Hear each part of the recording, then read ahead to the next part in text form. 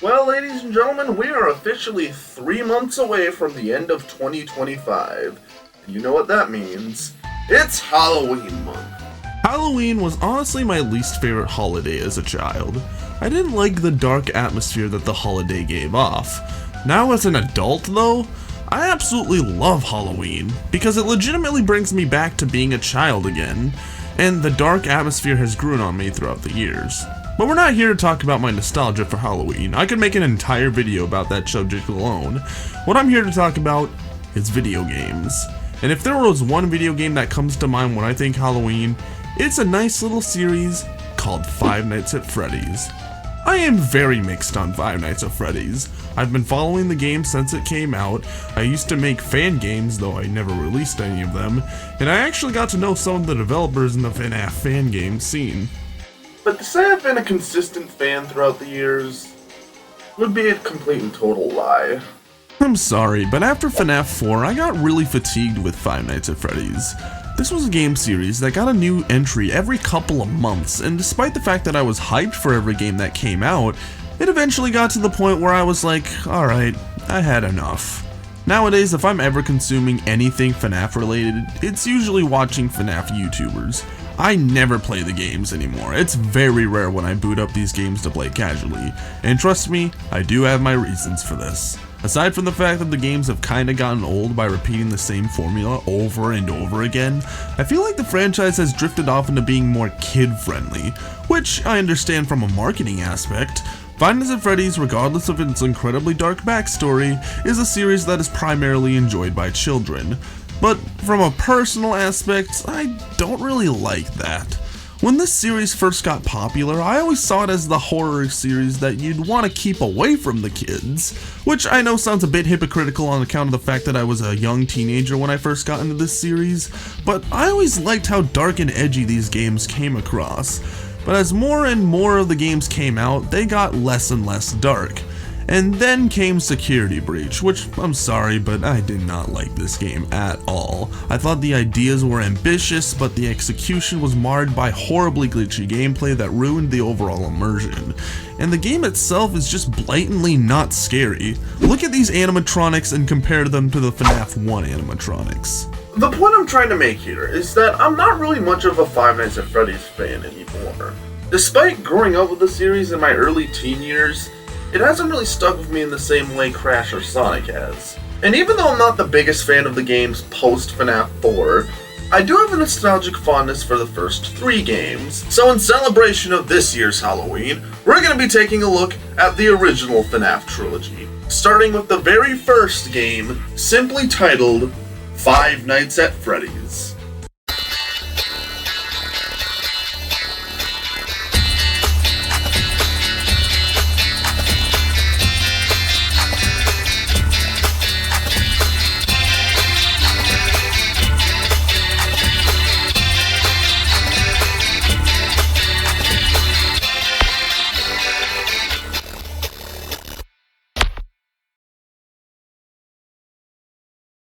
Now before we talk about the game, we have to talk about the backstory of the game itself.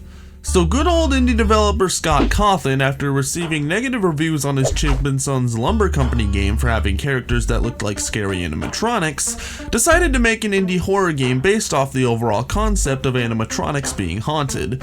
After 6 months of development, yes, this game was only made in 6 months, Five Nights at Freddy's was released on Desera on August 8th, 2014. And it absolutely shattered the indie game scene. This game was everywhere on YouTube. I mean, everywhere. I'm talking Michael Jackson in the 80s levels of being everywhere. The FNAF frenzy was unavoidable, and the fanbase only grew with the coming teasers and games on the way. And while I know we have it now, but at the time, hearing the idea of there being a Five Nights at Freddy's movie was just unbelievable, and everybody was hopping in on the FNAF gravy train. There were animations, fan games, lore discussions, and a ton, and I mean a ton of Let's Play videos. I remember when the first game came out, I had a few extra bucks on my Steam account and I thought, why not? And I absolutely hated it. I did not like how you couldn't move, and as a result of such, I was really boring for me the first time playing. However, that was just my first impression. Eventually, when I started watching the Let's Play videos on YouTube, I actually started to gain a basic understanding of how the game actually worked. So I eventually beat the game and even beat 420 mode at one point, which I remember so vividly. I spent a lot of time playing this game when I was young. However, there's a reason why I don't really like playing it as an adult, and don't worry, we'll get to that soon. But I want to talk about the stuff that I think Five Nights at Freddy's excels in. First of all, I think this game has the best atmosphere out of any horror game. Yes, and including the sequels to this game. I believe Five Nights at Freddy's 1 absolutely nails the overall aesthetic of working in what seems to be a low-budget Chuck E. Cheese. Everything looks dark, old, and run down. I think Scott Cawthon has a talent for making amazing-looking environments, and I think this game shows. But that's just the aesthetics. If you put sound into the mix, it creates a truly terrifying atmosphere. Hearing Bonnie and Chica slowly walking up to your door, hearing Freddy's play his song in the kitchen, hearing Foxy hum in the halls. For a simple point-and-click horror game, this game really knows how to make you feel uncomfortable and overall completely helpless as a player. But then there are the animatronics themselves. The original cast, Bonnie, Chica, Freddy, and Foxy. And I absolutely love these designs. Call me a nostalgic hipster, but I honestly think these designs of the characters are probably the best designs of the cast overall. Bonnie has, and will always be, the scariest animatronic to me. It was the first animatronic that jump scared me when I first played the game, and it's the animatronic that even Scott himself thinks is the scariest. But that's just talking about aesthetics. What about the actual gameplay? What does that entail? Well, to be honest, I'm not particularly fond of it. Basically, your goal is to survive a week at Freddy's. You start out in an office area that you cannot move out of. Your goal is to reach 6 AM without dying. The only thing you can do is look at the cameras and control the doors. However, doing so can be risky as it takes a major chunk of your power, and unless you're at 5 AM near the end of the night, it's usually always a bad idea to run out of power. Because while you may be scared of the dark, Freddy sure as hell isn't, and he'll let you know about that in no time flat. When you lose the game, you get jump scared by one of the animatronics, and I have to say that while it is cliche now, the use of a jump scare in a horror game was absolutely brilliant for the time. Usually when you're playing a horror game, it's the overall fear and tension you have to fight against. However, while this game does that too, it does it in a way that culminates into a jump scare, which adds more attention to the gameplay because let's be real here, no one likes getting jump scared. However, I wouldn't worry about that for too long. Again, more on that later. As a result of all this, it makes for a very fun and interesting gameplay loop. You look through the cameras to see if Bonnie and Chica are getting closer to you, and you have to actively look at the cameras to make sure Freddy and Foxy stay in place. You do this for 5 nights, and a bonus 6th night, then the game pretty much ends.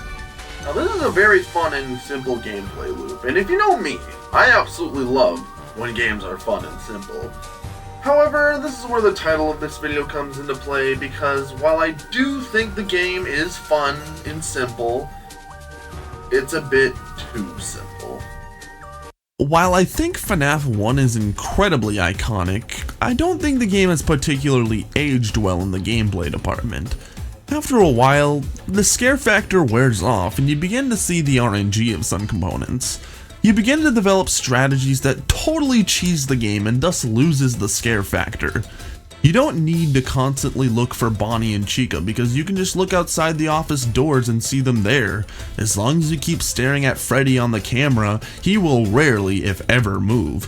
And the longer the camera stays on, the less likely Foxy will attack you. And remember, you want to keep power into consideration.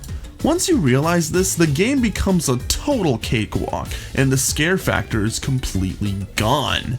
And I honestly think this is the worst thing about the game. Well, actually, come to think of it, it's actually the worst thing about all of the Five Nights at Freddy's games, because it's a fundamental part of the formula.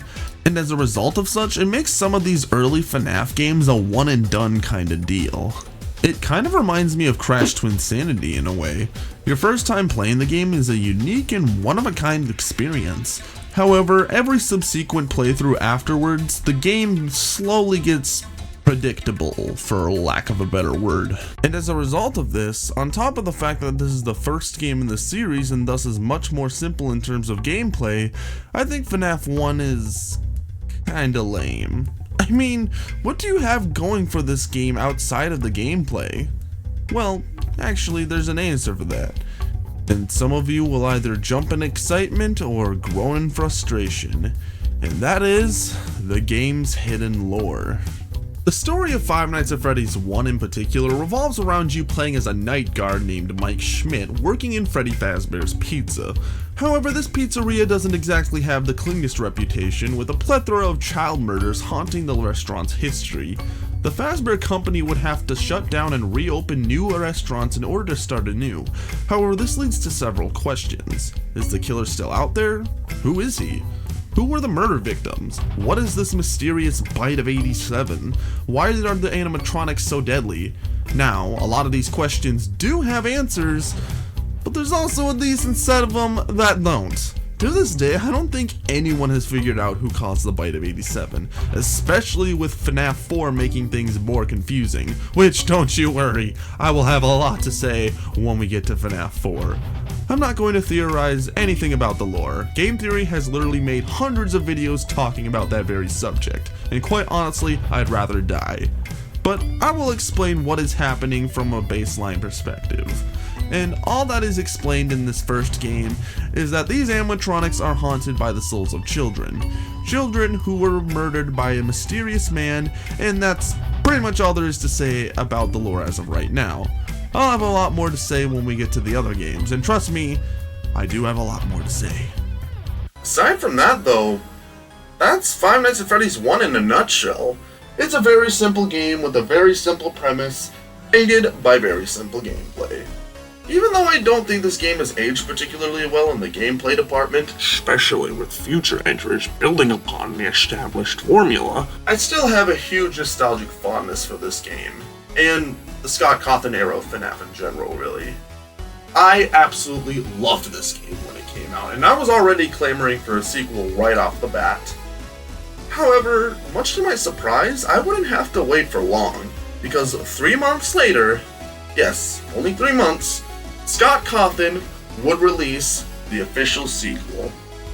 Or should I say, the official prequel.